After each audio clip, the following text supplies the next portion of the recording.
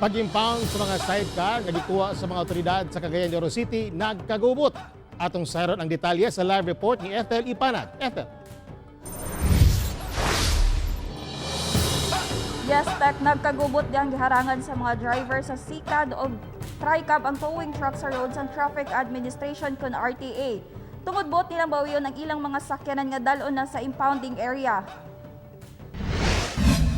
Dinhi sa dalang CM Recto, Barangay Puerto nagkaatbang ang mga driver sa SICAD o mga personahe sa RTA. Human nila giharangan ang dalan nga agian sa towing truck, sakay ang napulo ka mga SICAD o motorized sidecar nga dadon unta sa impounding area sa Barangay Kauswagan ning syudad.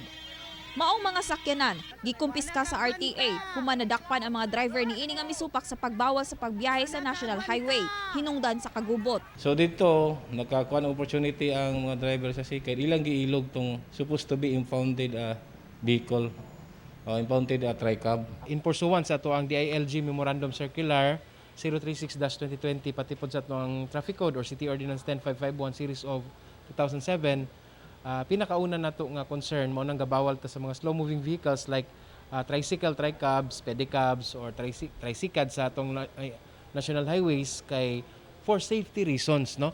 Mo na pinakauna gid nato nga concern. That's why isa sa gina-implement nato ang pag-strict monitor sa mga national roads, no? Kining si Tatay Dani, nga usa sa mga driver sa motorized sidecar, mihangyo na lang sa kagamhanan nga tagaan sila og ruta para lang sa ilang mga SICAD o motorized sidecar aron makapasada. Tagaan lamin nila gluna gamay sa National Highway. Bisag diri lami pag-ios daplin, ma'am. Pero ang problema magud, ma'am, kay kini pong daplin sa highway bisag dugagan ang kalsada, parkingan pag dagkong truck.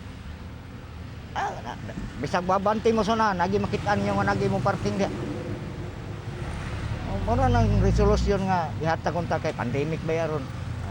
Kuan po ta ba maka palit po ta sa kilong bugas.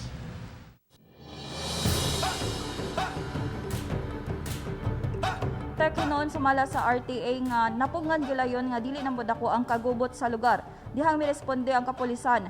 Hangyo nila sa mga driver nga motuman na lang sa balaod trapiko aron walay maalaot. Tek.